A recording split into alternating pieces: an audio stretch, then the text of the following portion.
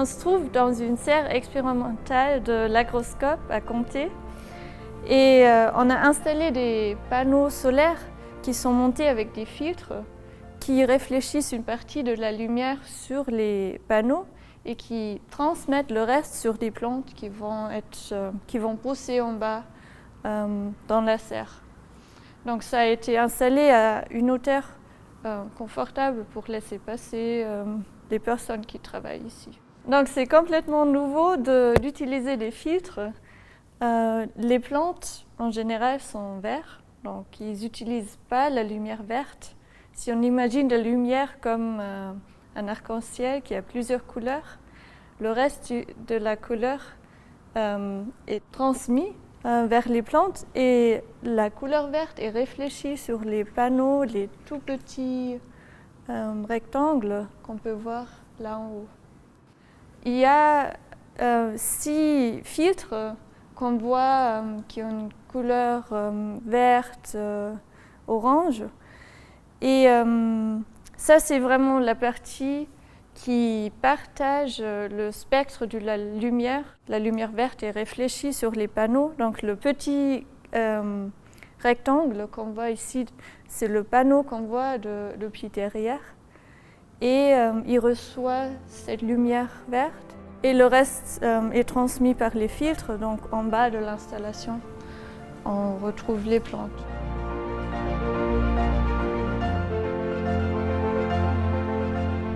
Le produit qui est développé par une start-up, Voltiris, basée à Lausanne.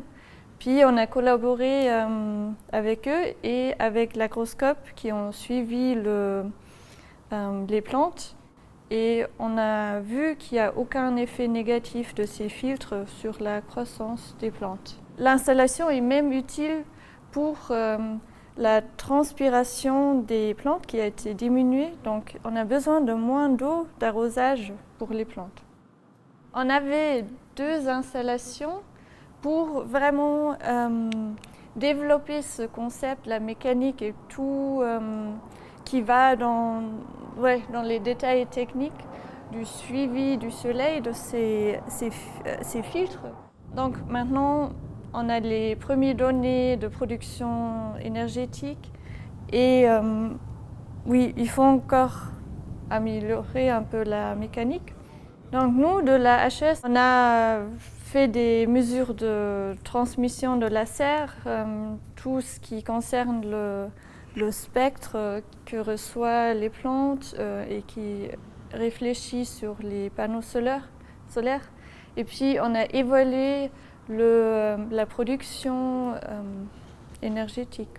Avec le résultat, maintenant on peut estimer si ce système est utile dans une serre, à quelles conditions c'est utile. Donc ça dépend de la position géographique, de la transmission du verre de la serre précise et des structures qui se trouvent en plus dans la serre. Et puis avec les données qu'on a, on peut maintenant estimer le potentiel de production pour n'importe quelle serre.